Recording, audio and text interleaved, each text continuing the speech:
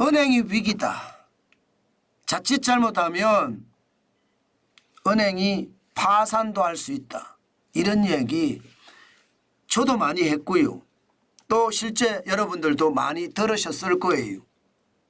그런데 은행의 건전성 지표가 사실 국제결제은행의 총자본 비율이거든요. 일단 이것을 보면요. 은행의 위기다. 이 말은 솔직히 쑥 들어갑니다. 왜냐고요? 여러분 이거 보세요.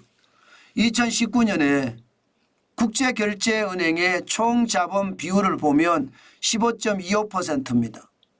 2024년 현재 3월 말에는 15.57%예요.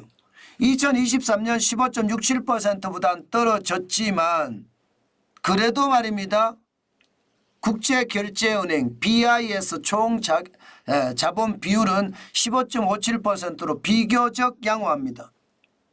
실제 말입니다. 은행의 규제 한도는요. 10.5%거든요. 10.5%에 비하면 15.57%는 굉장히 높은 수죠. 게다가 중요 은행은 1%를 1%포인트를 플러스를 시킨다고 해요. 그렇다고 하더라도 11.5%도 뭐 걱정되지 않는 수치입니다. 네, 15.57%니까. 그만큼 말입니다. 국내 은행에 위기감은 없다. 이 지표로 보면 그렇게 이야기할 수 있습니다. 없다. 예, 진짜 없다. 이렇게 이야기할 수 있습니다. 게다가 각 은행별로 보더라도 그렇게 말입니다. 뭐 최악은 아닙니다. 국민은행은 16.54%고요. 신한은 15.83%. 예, 우리도 11.81%. 하나도 15.28%. 농협은 15.55%입니다. 이게 낮지 않잖아요. 전부 다. 그죠? 예, 규제 비율인 10.5%보다 다 높고요. 중요은행은 1% 플러스 퍼센트 포인트를 올린다고 하더라도 11.5%에 뭐가 차이 나는 데가 별로 없습니다. 예, 카카오는 28.82%까지 올려놨습니다. 토스는 14.87%까지 올려놨고요. 그러면 불안하다 이렇게 얘기할 거는 없는 건가요? 저는 국제결제은행의 총자본 비율이 국제기준이라고 하는 10.5%가 넘고 중요은행에서는요. 플러스 1%포인트를 해서 11.5%가 된다고 하더라도 걱정할 것 없다.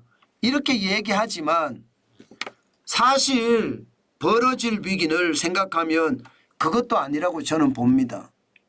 예, 위기가 아니다. 이렇게 단정적으로 이야기하기는 쉽지 않다는 뜻이에요. BIS 비율이 높다고 하더라도요. 왜 그렇게 생각을 하느냐. 여러분 연체율이 점점 높아지잖아요. 지금 국내은행의 원화대출 연체율을 보면 3월 현재 0.43%입니다. 일반적으로 데드라인이라고 이야기하는 게 0.4에서 0.5%입니다. 0.43%는 연체율이 높다는 이야기잖아요. 예, 연체율이.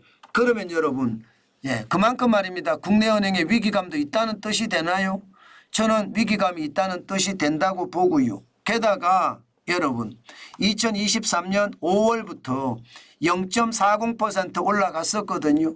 분기 말에는 좀 떨어져서 뭐 0.39 또 0.38 이렇게 떨어지지만 분기 중에는요 계속 0.4가 넘고요. 2024년 2분기에는 0.51까지 올라갔다는 사실을 보면 위험하다. 당연히 저는 그렇게 생각할 수 있고요. 물론 2009년에 2월에 1.67보다는 작아요. 그러나 여러분 이게 0.4, 0.5가 되는 그 상황이 길어지잖아요. 길어지면 길어지는 만큼 어렵다는 거. 경기 침체가 계속 오고 저성장의 상황이 계속되는 것은 결국 연체율을 더 늘릴 수 있거든요. 수출이 좋아져서 우리 경제가 좋아지고 있다 이렇게 이야기는 하지만 내수가 뒤따라 주지 못하기 때문에 연체는 더 늘어날 수 있다는 것 다시 한번 생각을 해야 되고요. 특히 수출 기업은 괜찮지만 내수 기업들은 어렵습니다. 기업의 원화대출은 2월 달에 0.59까지 올라갔습니다. 데드라인이 0.4에서 0.5라고 했는데 0.59까지 올라갔다는 것은 위험 수위가 굉장히 높아졌다는 이야기잖아요. 분기 말에 부실채권을 팔아서 0.48%로 떨어졌기는 하지만 0.59%라는 여전히 나쁜 숫자고요. 기업은 대출받아서 연명하고 있는 것, 자칫 잘못하면 무너질 수도 있다는 것 실제로 보인다는 뜻입니다. 뭐 글로벌 금융위기 때 2009년 2월에 2.31%까지 올라갔는데 뭐가 걱정이야 이렇게 이야기하지만 제가 계속 누차 말씀드리는 대로 저성장이 길어지는 것 이게 문제가 된다는 뜻이에요. 가계도 마찬가지입니다. 가계는 기업보다 덜 위험하지만 그래도 2024년 4월에 0.42까지 올라간 적도 있거든요. 분기 말에 0.37까지 떨어졌지만 0.42까지 올라갔다는 것은 경제가 여전히 좋지 않다는 뜻입니다. 그런 것을 감안을 했을 때 저는 위기의 상황이 여전히 높다. 저는 그렇게 이야기를 할 수가 있다고 생각을 하고요. 연체율이 많다는 것은요. 그만큼 위기의 강도가 앞으로도 더 커질 수 있다. 그런 얘기를 안 할 수가 없습니다. 그 정도로 말입니다. 상황은 나빠진다고 이야기해도 저는 틀리지 않는다고 봅니다. 문제는 여러분 1금융권은 이렇게 안전한지는 모르겠지만 2금융권은 어떡하나요? 지금 2금융권은 어디나 할 것 없이 2금융권의 위기다 이런 얘기가 너무 쉽게 잘 나오거든요.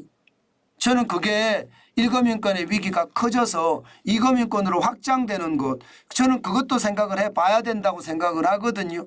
지금 2금융권은 부동산 대출에 대한 위험성이 굉장히 큽니다. 국내 은행은 위기가 아니다. BIS 비율이 높기 때문에 위기로까지 가지 않는다고 하더라도 2금융권의 위기가 이게 전이가 돼서 1금융까지 갈 수 있다는 것 이것도 반드시 염두에 둬야 되는 대목 중에 하나입니다.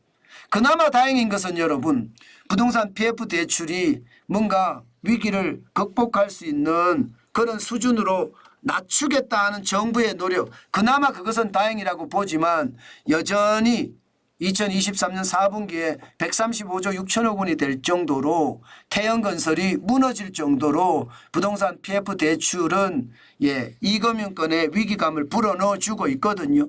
그 위기감이 앞으로도 더 커질 거고요. 그 위기감이 커지는 순간 1금융권으로 전이될 수 있다는 것도 반드시 생각을 해야 됩니다. 그렇게 그런 일이 없을 거다 저는 생각하는 것은 너무 시장을 안이하게 보는 거다 저는 그렇게 생각합니다. 반드시 말입니다. 시장은 경계감을 가지고 보셔야 된다는 거 다시 한번 말씀을 드릴게요. 그런 차원이라면 여러분들이 1금융권을 거래하더라도 저는 한 개만 거래하지 말고요. 옛날처럼 뭐 주거래은행이 어디다 이런 개념은 버리고 제가 보기에는 2개 적어도 분산해서 운영하는 거 2개, 3개 분산해서 운영하는 거 반드시 필요할 것 같아요. 뭐 1등 리딩뱅크를 운영하면 좋겠죠. 국민은행이나 신한은행 이용하면 좋겠지만 국민은행, 신한은행만 꼭 이용하지 마시고요. 저는 1개나 2개 정도 더 늘리는 거 뭐 2개 은행이나 3개 은행으로 내 자산을 분산시켜 놓는 것 저는 굉장히 중요하다고 생각합니다. 물론 지금 현재까지는 위기라는 이야기는 할 수가 없습니다.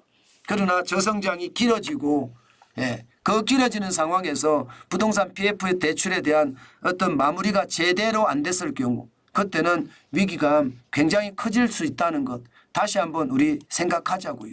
그래야지 위기를 극복하는 자세 올바른 거라 저는 생각합니다.